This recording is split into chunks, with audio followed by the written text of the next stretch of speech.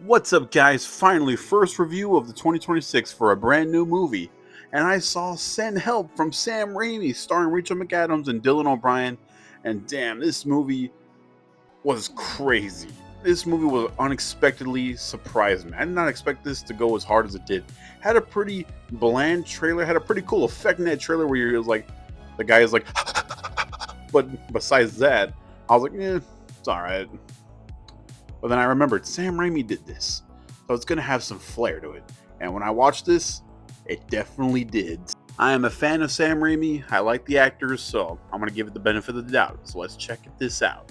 We start off with Rachel McAdams playing Linda Libble, and she's just one of those workaholics who just loves to be the teacher's pet, that always wants to work and do the greatest job she possibly can. She's been at that company for 7 years, but then all of a sudden this brand new CEO is named. That's Dylan O'Brien's character, and he's a complete douchebag asshole. Like all those office worker people who just make the day 100 times worse. Well, yeah, one of those guys. And he's belittling to Rachel McAdams as Linda Libble, like being like, "Oh, you smell. Your ass is too fat. You got pointy nipples, and you just smell like shit." Like being douchebag, insufferable comments like that. And it just tears Rachel McAdams apart. I'm like, yeah, she's not the sharpest dresser. She's dressing like a little bit like Granny Smith, but she's trying. She's the hardest worker and the best worker you got. And then Dylan O'Brien just belittles her and undermines her in every chance he get. And then she's like, all right, I've had enough of this shit. So let me just go talk to him and be like, what the heck, dude? Why aren't you promoting me? I've been here for 7 years and you're giving all the glory to the people who haven't even been here for 1 month. What's going on here? So then Dylan O'Brien's like, all right, we're going to Bangkok soon. I'm going to give you a chance. Show me you deserve this title of my vice president. So they get on this plane and off they go. But then all of a sudden tragedy strikes when the plane full of douchebags just gets caught on fire and they crash land. No survivors are presumed to be happening here. But then Rachel McAdams and Dylan O'Brien are the only ones that were survived, and they have to survive the wilderness in this deserted island.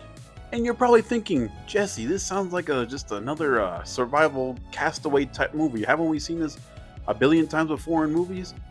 I guess we have. But this one brings something new to the table.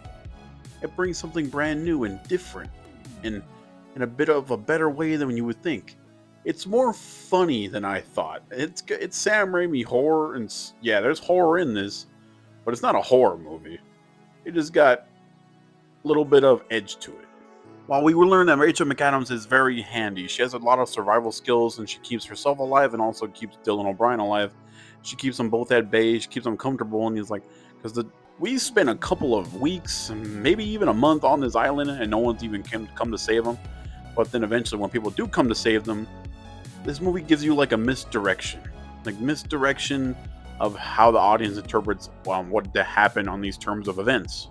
It keeps the audience on their toes. It keeps them thinking like, what is going on here? What is the goal here? Because at a certain point, you're like, this is way too chill of a movie. Something's got to be coming. This can't be the way the whole movie is, right? Because the whole time it's just Rachel McAdams and Dylan O'Brien hanging out on a deserted island with Dylan O'Brien doing all these snarky comments and Rachel McAdams one-upping him in every snarky comment he makes. And then Dylan O'Brien has the most insufferable, crazy, most hilarious laugh ever. That's a funny ass thing to bring into 2026.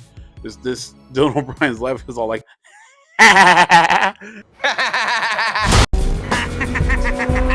and all this takes a good chunk of the movie. Where things don't really get revealed till like the last act of this movie. And I don't really want to say it here because I consider that a huge spoiler, and it might ruin your movie going experience. Just let me tell you, just to give this movie a chance and go on this amazing thrill ride this movie provides for you.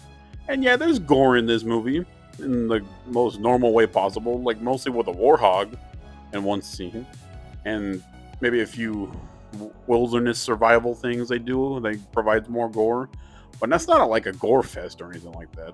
You'll survive. In the end, guys, Send Help was rad, and it was a great time in the theaters. Biggest surprise for me. I'm glad I checked it out. You should too. Send Help gets a B. Good movie.